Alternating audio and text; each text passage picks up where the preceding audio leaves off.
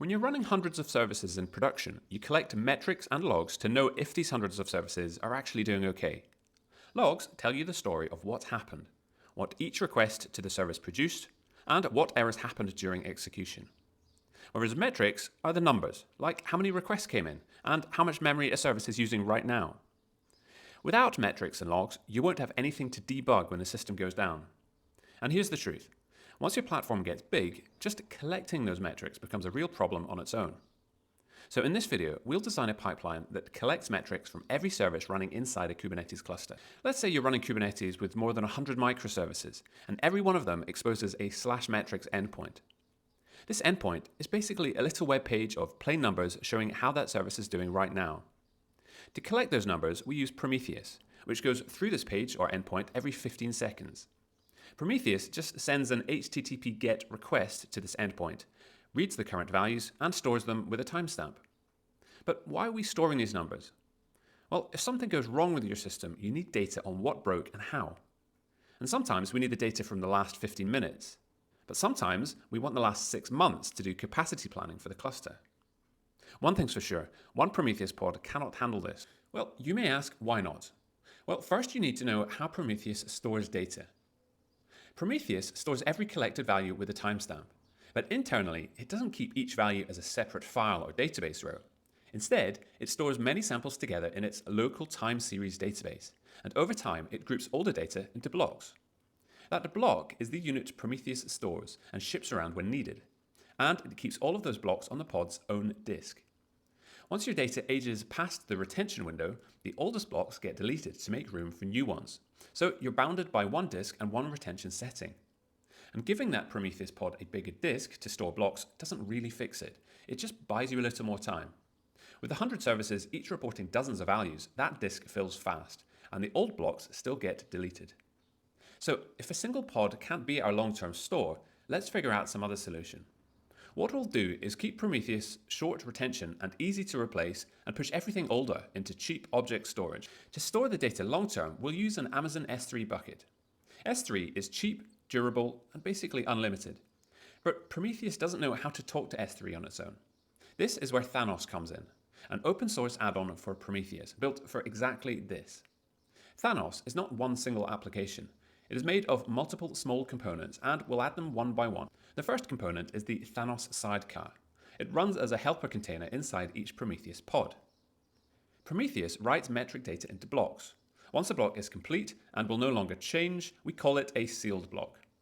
The Thanos Sidecar takes these sealed blocks and uploads them to the S3 bucket. So now our metrics are stored in two places. Recent data stays on the Prometheus pods, and older data is stored in S3. Now, this fresh data only lives on the Prometheus pod until the sidecar ships it off. So if this single Prometheus pod dies, we lose those most recent minutes. To protect against that, we should run 2 Prometheus replicas instead of just one. Both the main and the replica scrape everything on their own, and each has its own sidecar. So if one pod goes down, the other still retains the recent data. Okay, up until now, we learned that data blocks will be pushed to S3. But what happens when we want to read this data? The thing is that S3 is just dumb object storage. It can hold those block files for you, but it can't answer a query about what's inside them. So to read those old blocks, we add the next Thanos piece, the store gateway. The store gateway sits in front of the bucket. It understands the Thanos block format and makes all of that historical data queryable. Basically, you can now run queries on these blocks that you have stored in the S3 bucket. But with this setup, we have one more problem to address. Our data is now scattered across 2 places. Fresh data is in the sidecars, and old data is in the store gateway and S3 bucket, and nobody wants to go ask each one separately and stitch the answers together on their own. So what we do is we put Thanos Query in front of both of them. Thanos Query is the single front door. When a query comes in, it fans out to every sidecar and to the store gateway, gathers all the data, joins the recent and the historical data into one timeline, and removes the duplicates that show up because we're running 2 Prometheus replicas. The user just gets back one clean answer, whether the data is from 5 minutes ago or 5 months ago. Now we will connect Grafana to our system so that we can visualize all the data we have been collecting so far. Grafana doesn't store any metrics itself, it just collects all the numbers and draws them on a dashboard.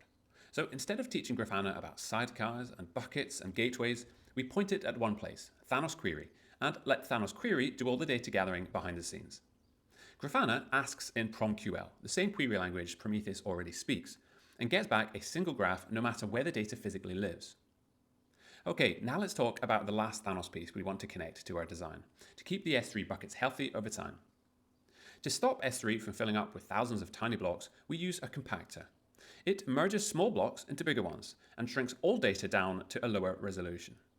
But what do we mean by lower resolution? Well, for example, we may keep one data point every 5 minutes instead of one data point every 15 seconds. And we know that S3 has the room to keep data basically forever, but you still can figure out how long to actually keep it. The compactor enforces that long-term window in the S3 bucket, let's say 6 months, and that's the overall design. You can stare at this diagram all day, but the best way to learn something like this is to build the pipeline yourself, one step at a time, and watch each component come together. That's exactly why I've built this lab for you, and it's completely free. Now, obviously, we can't spin up 100 microservices in a lab, so we shrink the problem down. In this lab, you'll get a cluster with 4 small services running and a single Prometheus already scraping them. And from there, you grow it into the full pipeline, one component at a time. We'll implement the same design, but on a smaller scale. Every step has the exact commands you need, along with hints and extra information you may need, all laid out in the panel on the left. You just read along the steps on the left and run them in the terminal on the right. And whenever you need to actually look at something, Prometheus, Thanos, or Grafana, you don't go hunting for URLs or port numbers. There are buttons across the top of the lab that open each one directly. So the Prometheus UI, the Thanos Query page, and the Grafana dashboard are always just one click away. I'd highly recommend you go through this lab end to end. I'm sure it wouldn't be very easy, you'll need to struggle a bit, but if you persist throughout the lab, you'll gain a lot more knowledge on the implementation part. Get the lab link from the description.